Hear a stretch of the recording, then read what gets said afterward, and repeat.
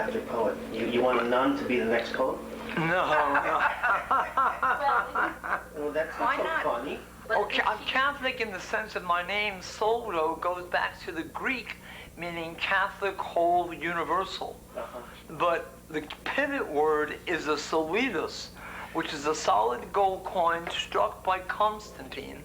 And on the front, it had his face, and on the back, it had 2 centurions clasping arms, and the inscription I have taken from my family motto, Pax Concordia, peace with our hearts together. In empire, everybody had to adopt a German name. That's why Jews have so many German names.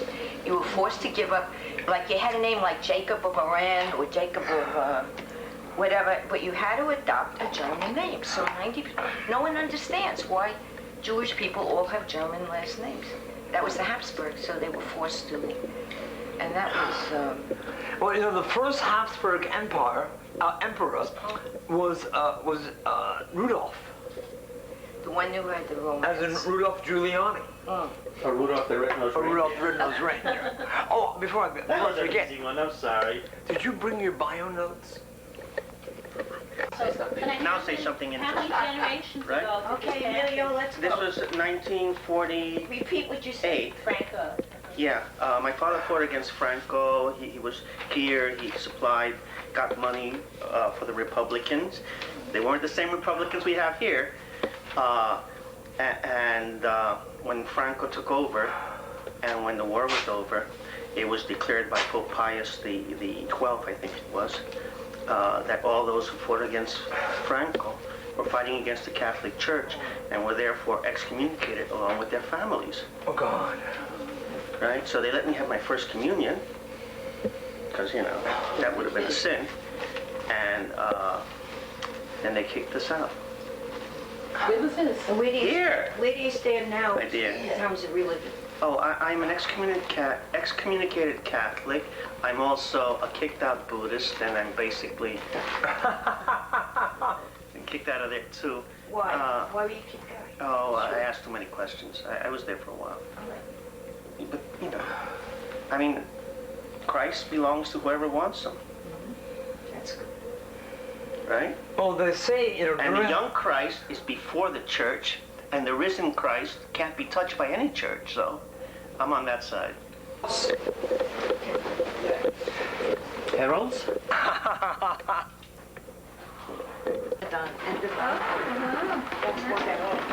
You're going to Ramadan next? Yeah. You're doing the holiday scene, huh?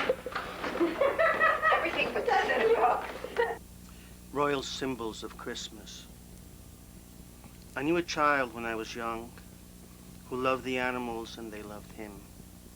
With an evergreen we celebrated him, and bits of delicate glass, frosted, spoke of the winter warmth when we were young and waited for Santa. And the next is called, and it's a memory of my grandmother, it's called Light the Shamus Candle. That's the main candle that lights all the other candles. Light the Shamus candle for me, Lord. Let Grandma's shawl appear inside the flame to hide her eyes with hands the fire has seared, and bow her head to glorify your name. Light the Shamus candle, and one more. The snow grows fast inside your cloudy gloom. My bones are home against the tremble chill. The children groan, but they are children still. Light the Shamus candle, adding 2 and more. The roster moves and pulls aside the rolling door. A feast of lights is fired, then it leaves, like Grandma's prayers on long-gone Hanukkah Eve. Thank you. Our next feature couldn't make it today. It was Dr. Alfred Thorne. Unfortunately, about 2 weeks ago, he was out with his wife, Anita, and he collapsed in a store. And his doctor, very concerned about his heart, told him to put a limit, a cap on all of his activities. So he couldn't make it today, so I'm going to sub for him. What he was going to do was read T.S. Eliot's Journey of the Magi. Now, it's a pivot poem for Eliot because it really depends upon your awareness of Eliot facing up to his faith as being a burden, just as the Magi in their journey, the journey being a metaphor for their own burden. And the opening, the opening 5 lines are actually a quotation from Lancelot Andrewes, an early 17th century preacher who was very influential in the King James version of the Bible, of the translation of the Bible. Journey of the Magi. Now, you don't have to be an Eliot scholar to appreciate this poem.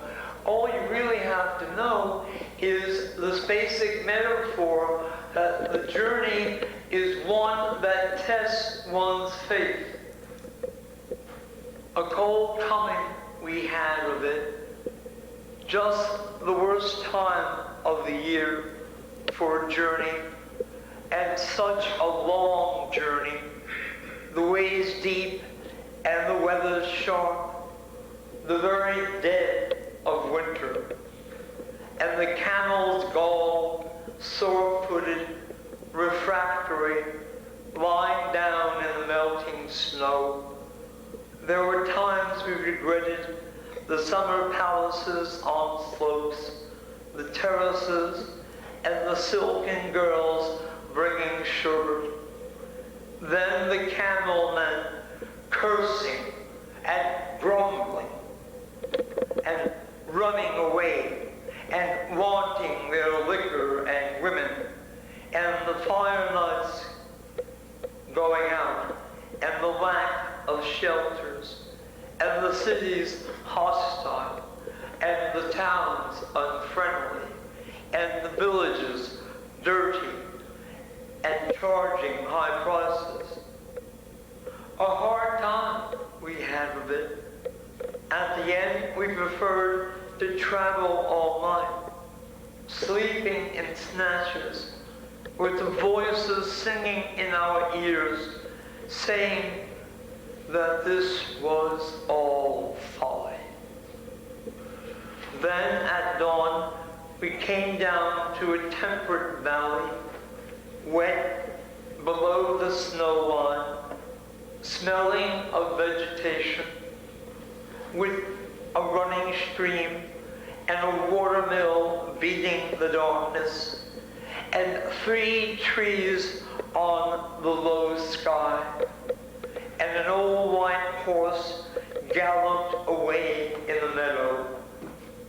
Then we came to a tavern with wine leaves over the lintel, 6 hands and an open door, dicing for pieces of silver, and feet kicking the empty wineskins.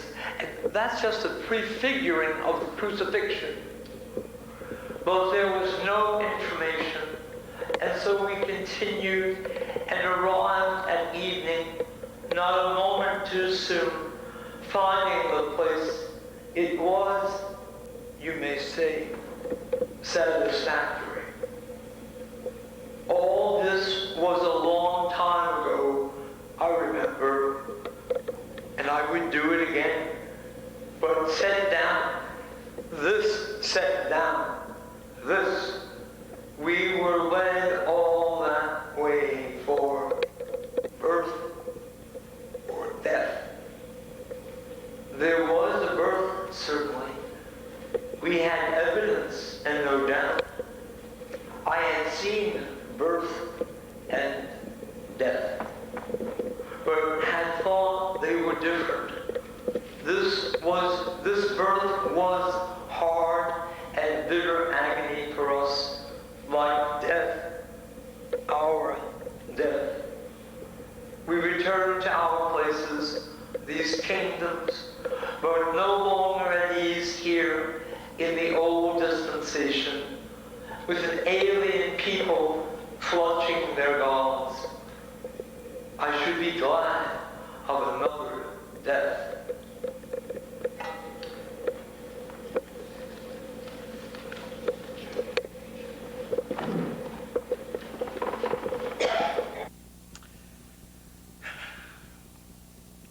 The 25th of the last month.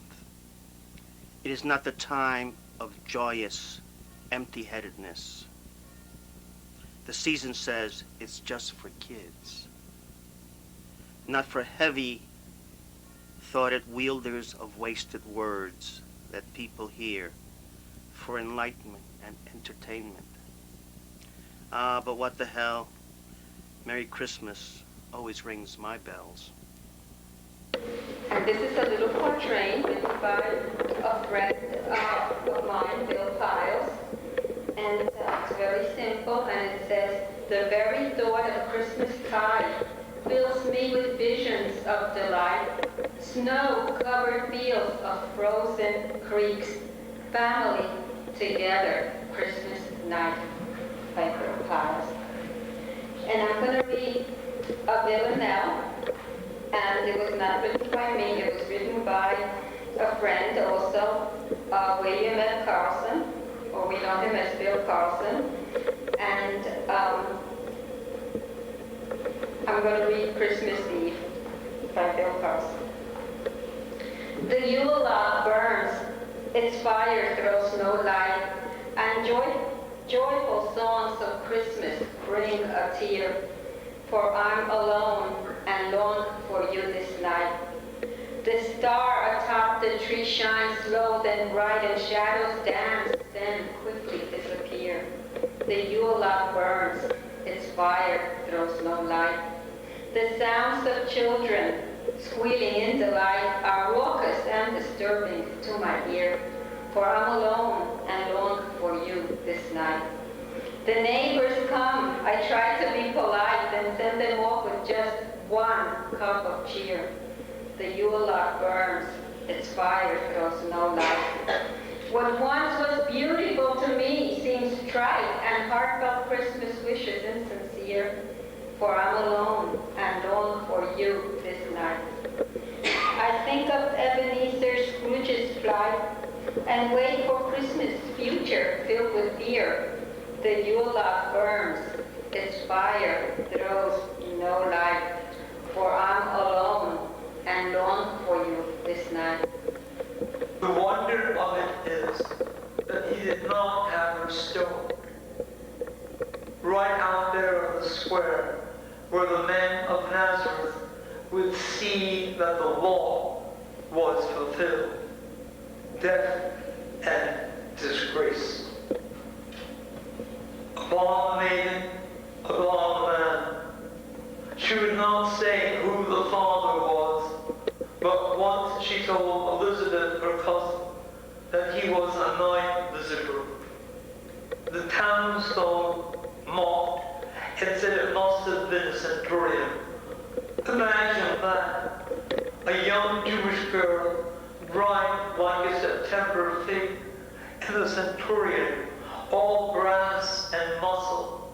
How vile was defiled.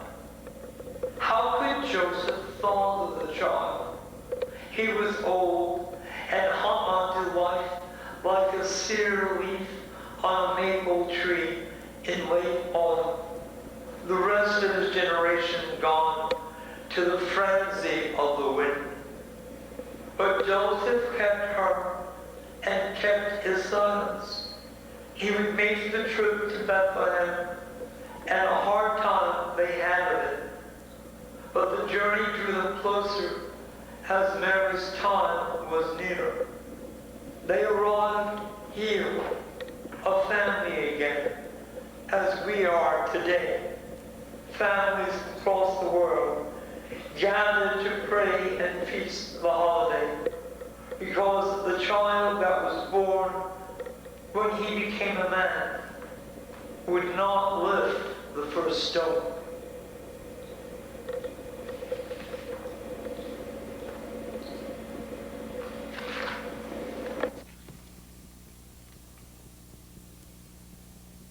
the shape of things. All right, Christ never happened. She lied about being a virgin. The miracles were all staged. Or writers holding a movement together wrote fairy stories so they could live for free.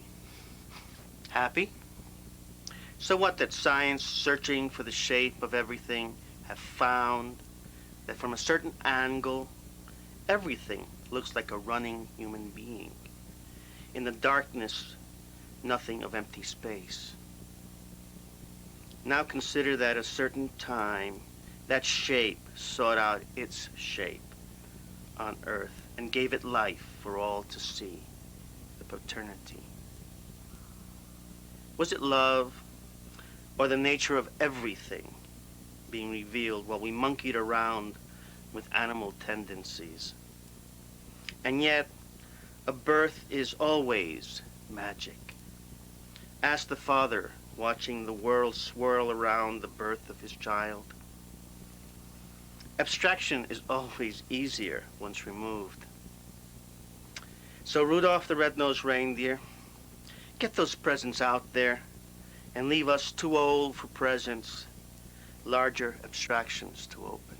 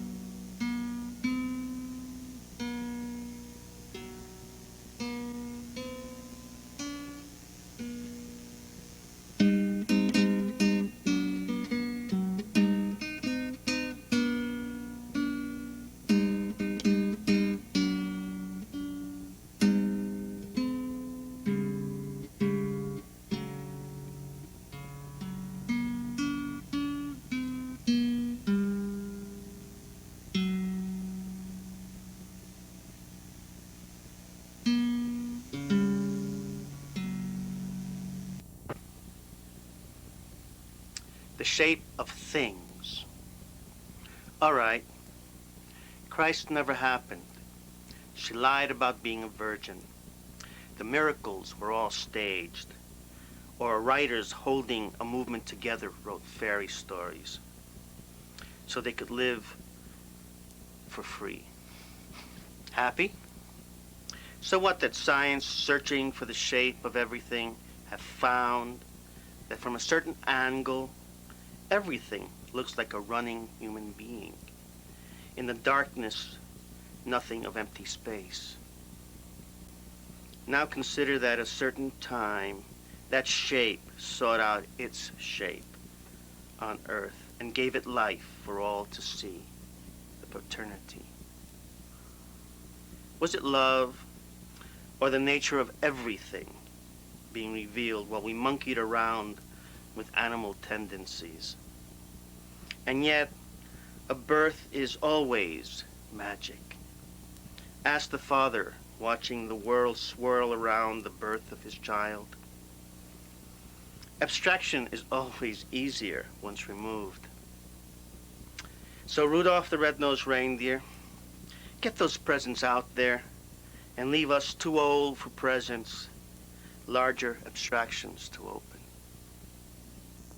open.